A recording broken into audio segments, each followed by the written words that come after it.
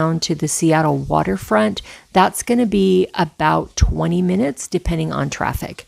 Of course, if there's more traffic, just like any city, it's going to be a longer ride. Just enjoy the scenery, take some videos and photos out the window.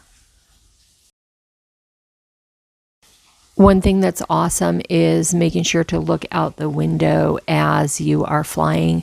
Check out all the landscape, the topography, lakes, rivers, streams. And for us, we got to see Mount Rainier. So that was pretty cool. In the video, you're going to see a compilation of different airport photos. Some are San Diego, some are Seattle Tacoma.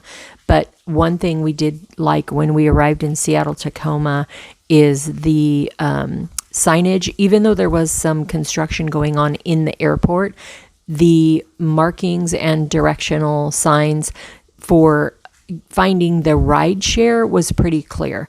It was clear how to get to baggage, to get your bags, and then how to get to the rail car that would take you to the parking area and to get to the rideshare area. And the rideshare area was pretty neat too. You call your rideshare and then you wait in this one area. And then when your rideshare gets there, they will text you which stall they are parked in. And then you can walk over to that stall. And all that area is marked off from other traffic. It's only rideshare vehicles going into that area. Once we got settled in our hotel, we did walk from the hotel, which was the Seattle Marriott Waterfront, and we walked along Alaskan Way and past the aquarium and then down to the location that has the Seattle Great Wheel. That is near Waterfront Park. It is a very easily walkable area. It is also wheelchair friendly. And so we went along down there and we decided we would eat down by the Great Wheel. There was an amazing restaurant, and you'll see some of the food that we were eating. Of course, it was featuring a lot of seafood, but they did also have options that were meat or vegetarian.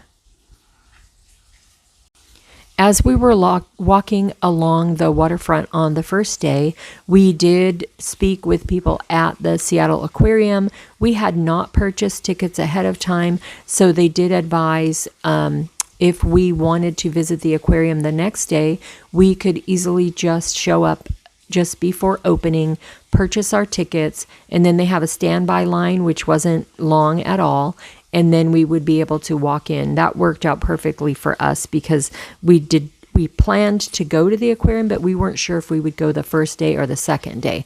So on the second day, when we were there at the aquarium, we started at the Bayside facility, and that has a lot of hands-on exhibits. So we were able to take advantage of that. And then it is connected over to the Ocean Pavilion. So you will exit the Bayside facility and then you just walk across. It's just a little walkway, and then you can enter in the Ocean Pavilion and do your second part of your tour. Now, if you purchase tickets ahead of time, you could start at the Ocean Pavilion or at the Bayside facility.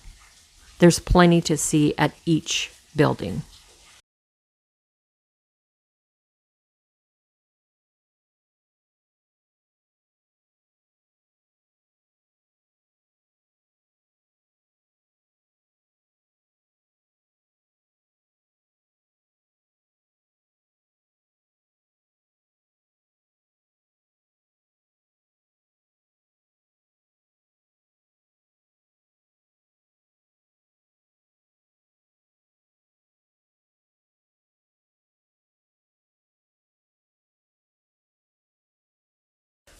There are a lot of options down by the Seattle waterfront. All of this is walkable. There are elevators, ramps. They were working on construction near the Seattle Aquarium. They were finishing the Ocean Pavilion, which did open a couple days before we arrived. So we were some of the first people to enjoy that. But the area down there by the waterfront is walkable. You see the Seattle Aquarium, the waterfront park. I can't remember the name of we went to the Fisherman's Restaurant in Seattle, and then in that same area, you're going to see Wings Over Washington, the Seattle Great Wheel, and there are also opportunities for cruises down there. So there are several different cruise lines that offer day trips and a cruise along the harbor. And of course, eateries and coffee shops.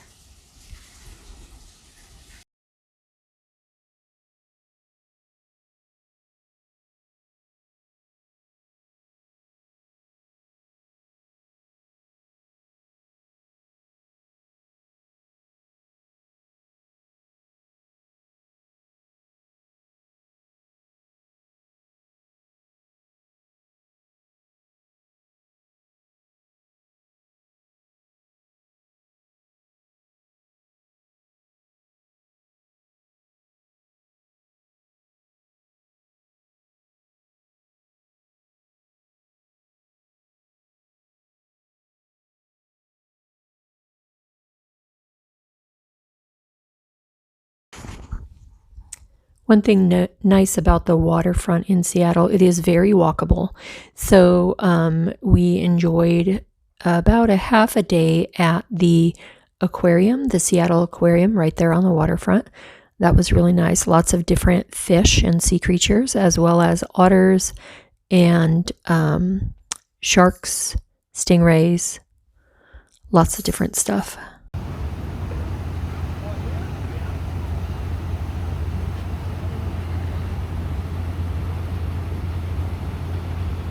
So while we were at the Seattle Aquarium, there are two buildings. So you start in either building and then you can go between the two of them. There is an area that you connect and you can walk across. So you'll see outdoor type exhibits in one area as you leave one building and transition over to the other building. You can see the ocean, you can see the harbor, and then you can also see other exhibits that are there at the Seattle Aquarium but are outside of the building.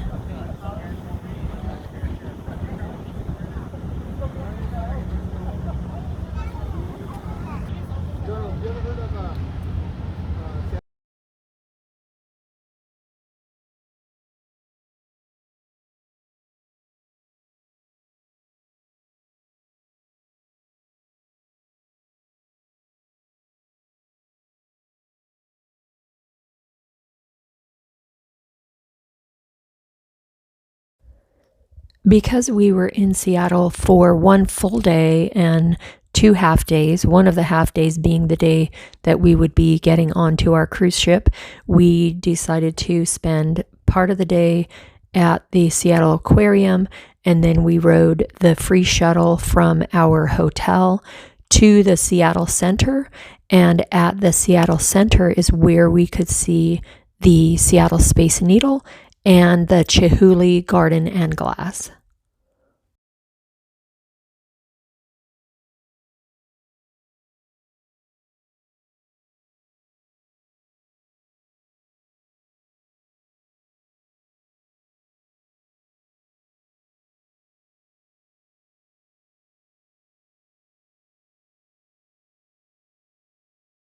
Because we are from San Diego, it's kind of a little where we don't notice things as much as other people who are first visiting an aquarium might notice. So this aquarium speaks of the sea life, the tide pools, the birds and animals that live near the sea, as well as some of the plants. That's kind of some of the stuff that we would glance over because we live in San Diego, so it's more of a usual sighting for us, whereas a tourist or somebody that isn't used to being close to the ocean would take that in and take more time with those types of exhibits.